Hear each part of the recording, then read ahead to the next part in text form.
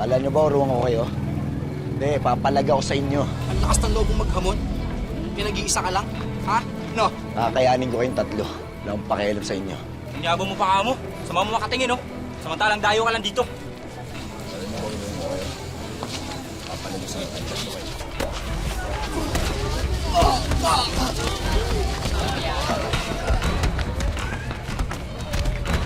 Ako yung anak ko!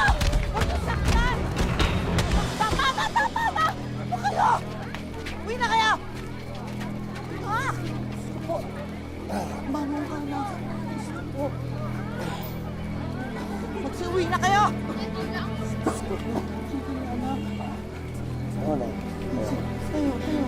Sa'yo.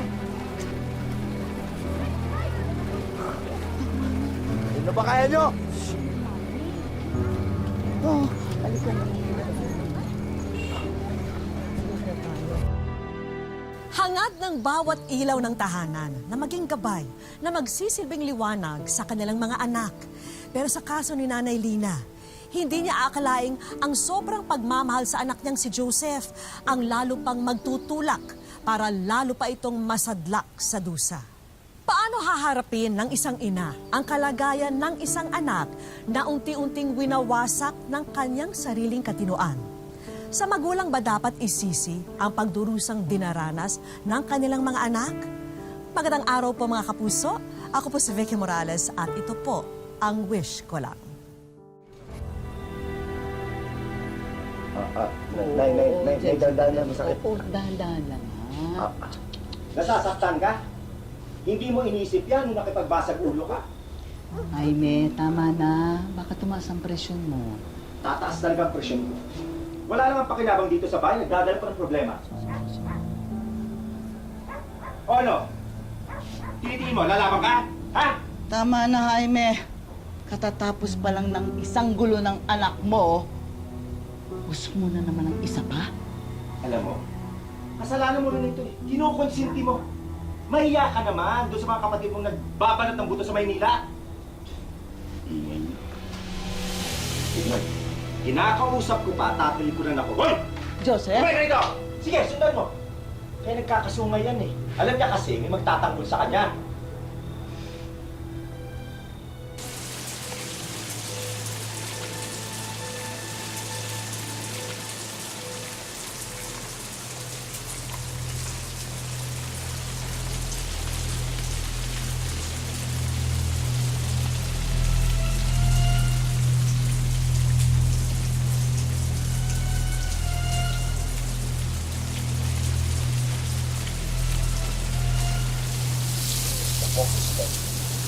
Huwag ako susundan! Sabi naman mo ako susundan eh!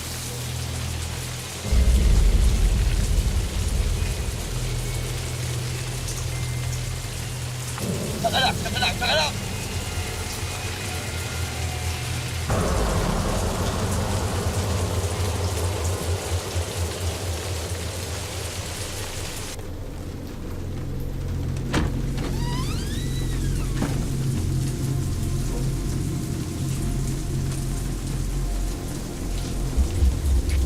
Diyos ko, anak. Kanina pa ako nag-iintay sa'yo. Tambas-ambasa ka. Ano nangyari sa'yo? Sandali. Hihirang bata ka. Oo. Saan ka ba nagsusuot? Upo ka muna. Palit ka. Mamaya niyan eh. Sinipong ka. Nagnilagnat ka. Tulungan mo nga ako. Uy, bakit di mo ako sinasagot?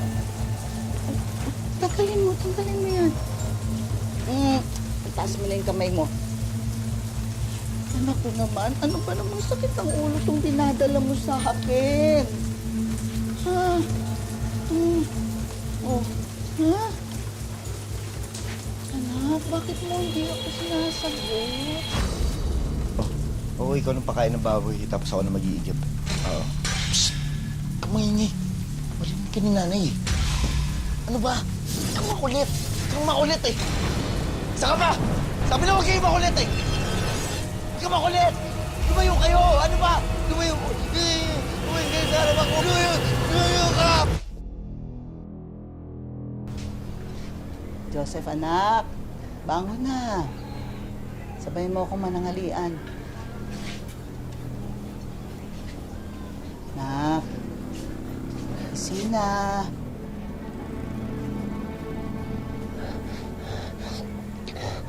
Ay, Diyos ko po. Ang taas ng lagnat mo.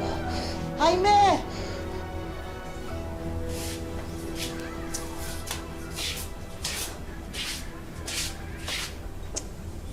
Marcelina, magpirme ka. May sakit ang anak mo, nilalagnat. Alam bang pigilan ko ang sarili kong huwag mag-alala? Bakit kasi hindi pa natin dalhin sa ospital? Gipit nga tayo. Pagkain, wala tayo. Ospital at gamot pang iniisip mo. Eh anong gusto mong gawin? Hayaan na lang siyang ganyan. Wala nga tayong pera. Anong gusto mong gawin? Mga kapatid niyan na nasa Maynila, hindi pa nagpapadala.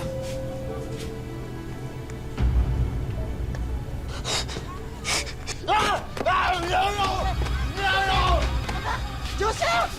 Anak, bakit? Ano masakit? Uy, tatay, ayaw mo yan! Tama yan! Ay! Anak! Marcelina, nasasapian ng anak natin. Hindi na tayo makilala. Anak, tumigil ka na! Masakit sa'yo!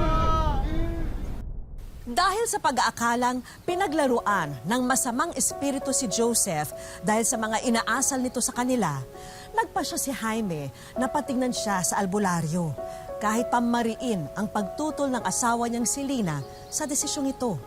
Ngunit ang hindi nila alam, simula pa lang pala ito ng malaking dagok na kakaharapin ng mag-asawa sa piling ng kanilang anak na si Joseph.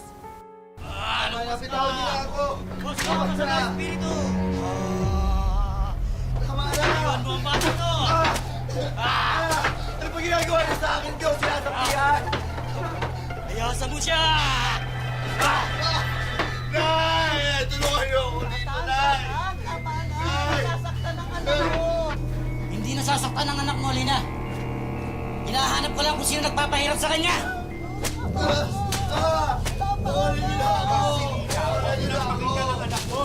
Itinuro ba siya magkakaroon? Ginagawa niyo sa akin! Ano ginagawa niya? Nay! Bawal mo ako! Bawal na ako dito!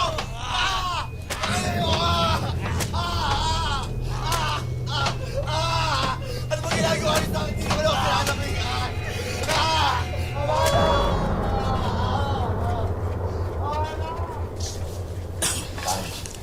Maraming salamat po. Papatawag na lang ho namin kayo pag kailangan ulit namin kayo. Sandali lang. Tang, anong totoo nangyayari sa anak namin? Ang totoong nangyayari sa anak ninyo, hindi siya sinasapian ng masamang espiritu. Wala rin akong makitang dahilan ng kanyang karamdaman. Sa totoo lang, hindi nyo kailangan ng albularyo. Ano po ibig ninyo sabihin? Pasensya na. Sa tingin ko, sakit ng anak ninyo ay sa utak. Hindi ba kalabisan niya yung sinasabi ninyo, Tang? Sinasabi ko yan ng totoo. Kayo ang humingi ng tulong sa akin. Hindi totoo yung usap-usapan sa lugar natin. Hindi Wala totoo. akong sinasabing ganyan. Buti pa umalis na kayo bago tayo magkasakitan ng loob. Lina. Hindi totoo. Hindi totoo. Pasensya po kayo.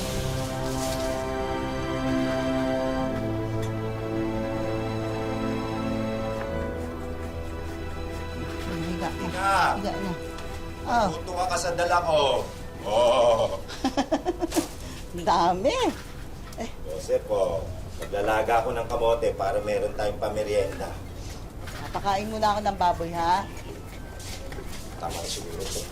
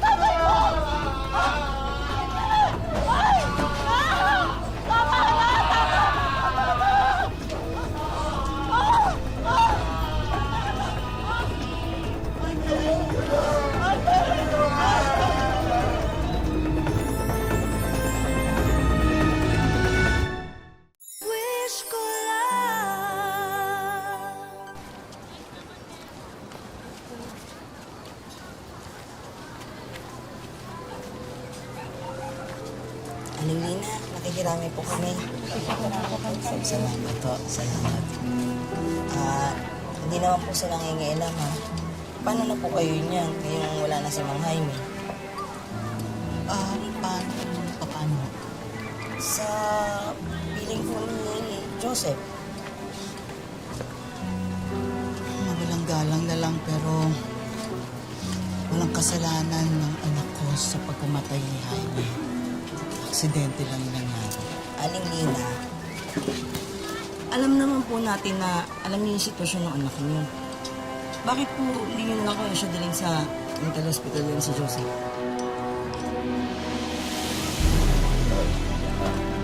Anong ginagawa niyo dito, ha? Anong ginagawa niyo? Anong ginagawa niyo dito? Ha? Umalis kayo! Umalis kayo! Paitali niyo Umalis kayo! Wag nasaktan yung anak ko! Walang kasalanan yung anak ko! Wag nasaktan yung anak ko! Wala niyo ako! Ayun kayo! Walang kasalanan ng anak ko! Ilang beses ko pa sasabihin sa inyo! Tama na!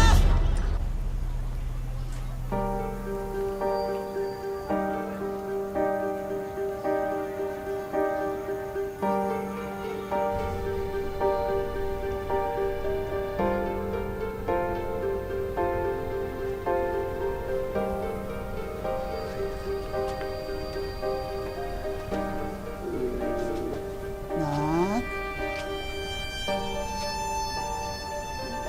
Nak? Kain ka muna, oh.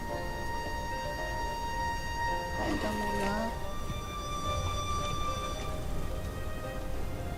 Kain ka na.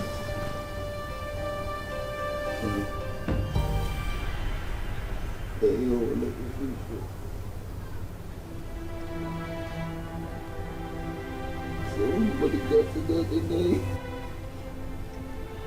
Ayoko na dito.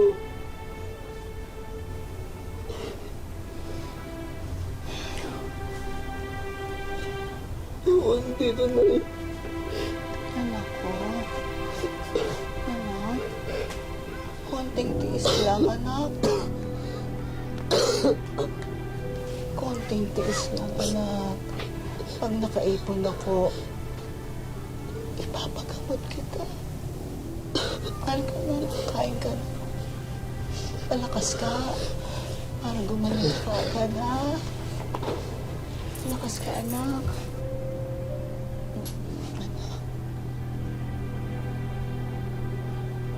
Sino ka? Ha? Ginagawa mo dito? Ha? Ano ba dito ako dito? Ano ba dito ako dito? Ano ginagalit sa akin? Ha? Ano ba dito ako? Ano ba dito ako? Ano ba dito ako? Ha? Ano ba dito ako?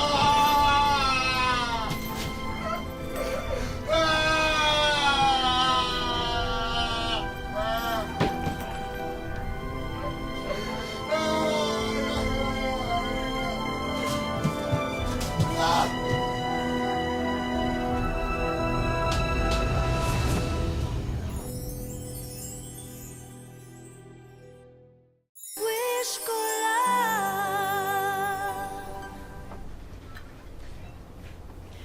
Hindi ko na alam kung anong gagawin ko. Bakit hindi pa kasi kayo humingi ng tulong sa barangay, Nay? Ilalayo niya siya sa akin. Mabuti na ganito, naaalagaan ko siya. Pero Nay, paano naman kayo? Hindi na din kayo bata. Eh kung paano kayo? Nawalan na ako ng tatay. Ayoko mawala pa kayo dahil sa kagagawan ninyo ni Joseph. Huwag yung sisisihin ng kapatid niyo. Hindi niya alam ang ginagawa niya. Tsaka hindi naman yung ginusto yung ganitong pangyayari.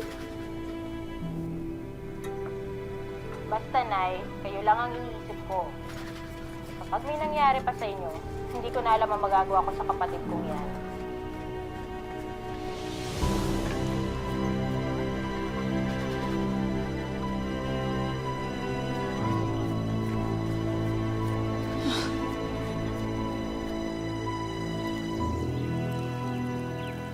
Bili po kayo. kayo, te. Dito, magkano rito? Hindi po. O, sige, dito. Sige. Sariwa po yan lahat, ate. Aling Lina, yung kulungan na anak niya nakabukas. Ha? Sandali. Mamaya na kita babayaran, ha? Diyos ko. Joseph!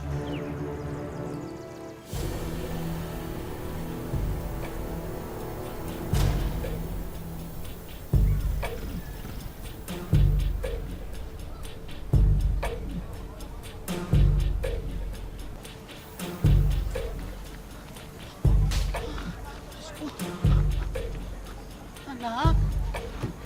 Anak! Diyos ko mo! Anak, nasasaktan ako! Nasasaktan ako, anak! Aray! Aray! Anak! Nasasaktan ako, anak! Aray! Aray! Anak! Anak, hindi mo ba ako nakikilala? Ha? Hindi mo ba ako nakikilala? Nanay mo! Patuloy ka na! Wag! Ay! Ay! Ah, Diyos ko! Ako!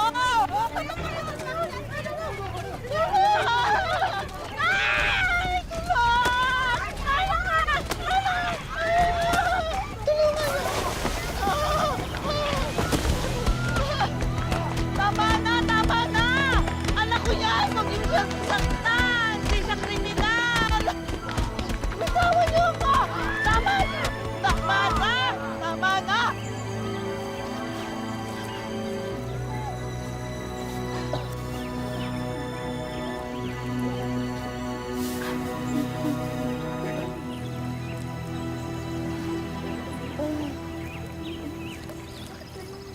Hindi kriminal ang anak ko.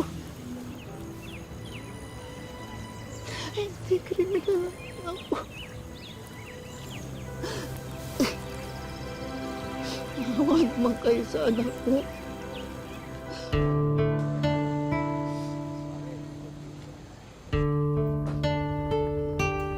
Dito sa Ginyangan, Quezon Province, nagsisilbing tahanan ang animoy kulungan na ito sa 34 na taong gulang na si Joseph. Taong 2000 nang takasan daw siya ng katinuan. Labag man sa loob ng kanyang pamilya na siya'y ikulong, ito raw ang tingin nilang mainam na solusyon sa kanyang sitwasyon. Yung nag-decide kami niya na itali siya, pagawan siya ng bahay talaga niya na para sa kanya. Kasi nanakit na siya, talagang hirap. Kasi makikita mo yung kapatid mo na ganyan, hindi mo matanggap na ba't ganyan siya, matino naman siya dati. Lagay na ang loob ko nga rin eh. Nagdadasal ng umaling. Madalas ay tahimik at tulala. Minsan na may nagsasalita mag-isa. Ganyan pang karaniwang lumilipas ang bawat araw ni Joseph. Pero may mga pagkakataong sinusumpong pa rin si Joseph. Kaya mas lalong nag-ingat ang pamilya ni Joseph para wala nang mapahamak. Nag-decide kami na palta ng mas malaking kadena, doblihin siya, dinoblihan sa paa, meron pa sa baywang. Tapos ng mga time na hindi siya kumbaga hindi siya mabilis, malimit magwala, nahagas naman kasi nagsusugat yung nasa dito sa ganto niya eh. Tinanggal, in-stay na yung nasa baywang. Hanggang ngayon, hindi naman na siya ganun ka-worse magwala na kasi malaki na yung kadena niya eh. Si Nanay Lina ang kasakasama ni Joseph sa bahay. At siya lang ang nagtsatsagang mag-alaga sa anak. Pinaliliguan, naahitan ko ng balbas, ginugupitan ko ng kuko, tinutulihan ko. Pag binigay mo yung brush, siya ang nagkukuskos. Di akala ang kinukuskos yung dikon. Bubusak ko na si shampoo, siya ang kukuskos. Pero dahil salat sa buhay, dumarating daw sa punto na toyo at mantika lang ang naipapakain ni Nanay Lina sa anak. Ito namang aming Joseph ay kung ano lang ibigay mo sa kanya, basta kakain siya, kakain at hindi naman siya mapili na sa ulam. Kung anong pagkain abot mo, kakainin niya. Sa pag-aalaga ng baboy, kumukuha ng iba pang pantustos si Nanay Lina. Bukod sa iniaabot ng kanyang anak na si Joyce. Para sa kapatid ko, ang gusto kong mangyari sa kanya, gumaling siya. Sana matulungan kami ng may talagang taos sa pusong tumulong sa amin. Ay, Joseph, magpagaling ka. Mahal na mahal kita din.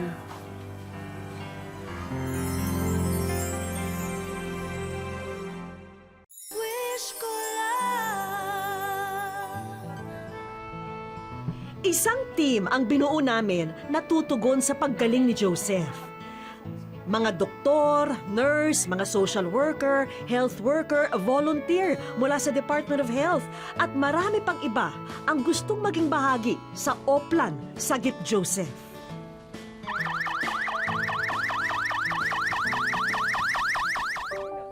Habang ang isa naming grupo, naabutang nanunood ng telebisyon, sina Nanay Lina at Joyce.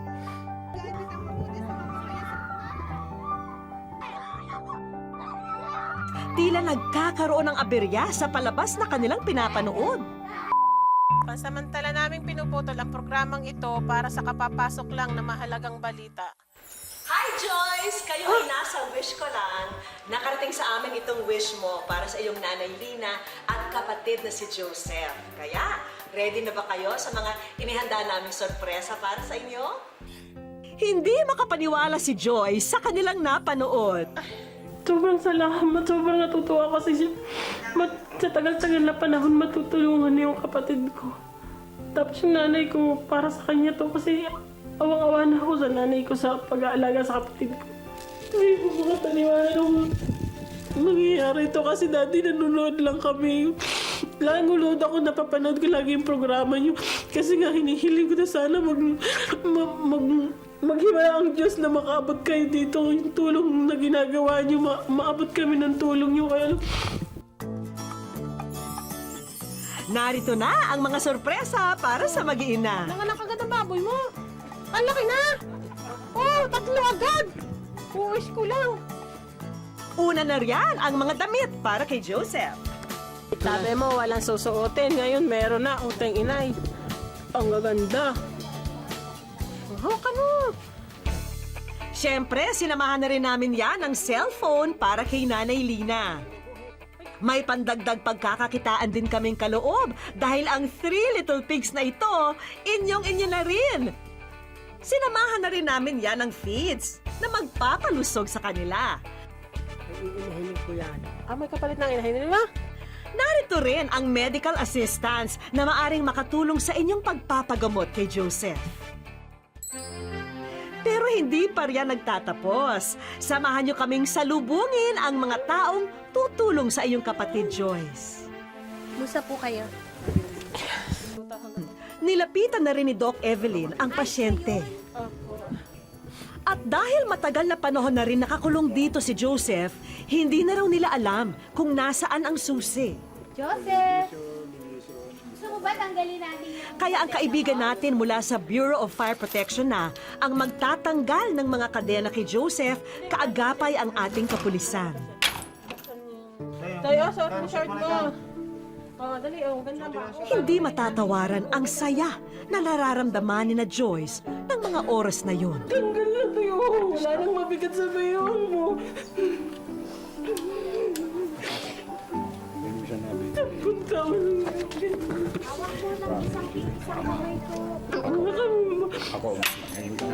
Tayo, tango na. Ayan. Okay na tayo. Magana.